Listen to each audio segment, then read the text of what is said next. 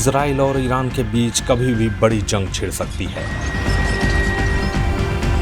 Hamas chief Ismail हानिया और Hezbollah military commander Fuad शुकर की हत्या के बाद पूरे मिडिल ईस्ट में तनाव जैसे हालात हैं। मिडिल ईस्ट में एक मल्टी फ्रंट वॉर के छिड़ने की संभावना है। ये जंग बड़े पैमाने पर छिड़ सकती है। इसमें Israel, Iran, America, Lebanon, Syria, Yemen और कई देश शामिल हो सकते हैं। ईरान में इस्माइल हानिया की उनके घर में हुई एक एयर स्ट्राइक में मार गिराए जाने के बाद से ही मिडिल ईस्ट पर जंग के बादल मंडरा रहे हैं।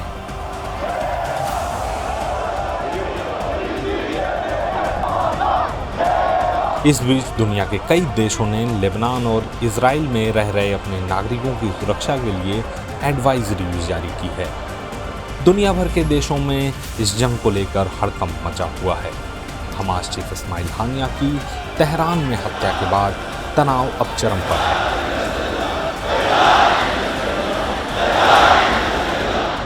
इजराइल पर चौतरफा हमले का खतरा मंडरा रहा है। एक ओर लेबनान से हिजबुल्लाह तो दूसरी ओर ईरान इजराइल पर सीधा हमला करने को तैयार है।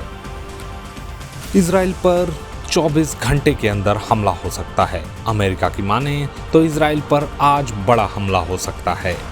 अमेरिकी विदेश मंत्री एंटनी ब्लिंकन ने G7 देशों को आगाह किया है कि ईरान और हिजबुल्लाह मिलकर सोमवार को इजराइल पर बड़ा हमला कर सकते हैं। ये जानकारी एक मीडिया रिपोर्ट में सामने आई है। इस बीच ईरान की ओर से हमले की आशंका के बीच इजराइल ने भी पहले से तैयारियां शुरू कर दी हैं।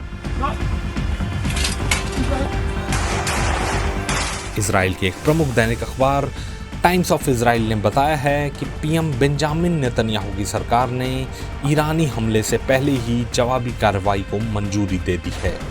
इजरायली मीडिया रिपोर्ट के मुताबिक ईरान के हमले के मद्देनजर बेंजामिन नेतन्याहू ने आनन फानन में एक बैठक की।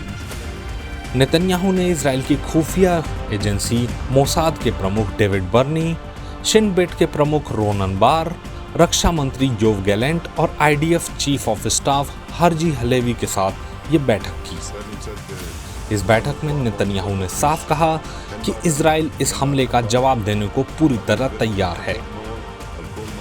इस बीच कई मीडिया रिपोर्ट्स में ऐसा कहा जा रहा है कि ईरान को इस जंग को भड़काने की कोशिश से रोकने के लिए अमेरिका ने पहल की थी, लेकिन वो इसमें नाकाम रहा है। ऐसा कहा जा रहा है कि अमेरिका और सऊदी अरब ने ईरान को समझाने की कोशिश की, लेकिन ईरान नहीं माना। ऐसे में इसकी संभावना ज़्यादा है कि ईरान इजराइल पर बड़ा हमला करेगा। इस बीच नेतन्याहू ने भी साफ कहा है कि वो किसी भी हमले से निपटने के लिए तैयार हैं। फिलहाल सबकी नजरें ईरान और हिजबुल्लाह पर हैं, जो इजराइल पर किसी भी वक्त हमला कर सकते हैं।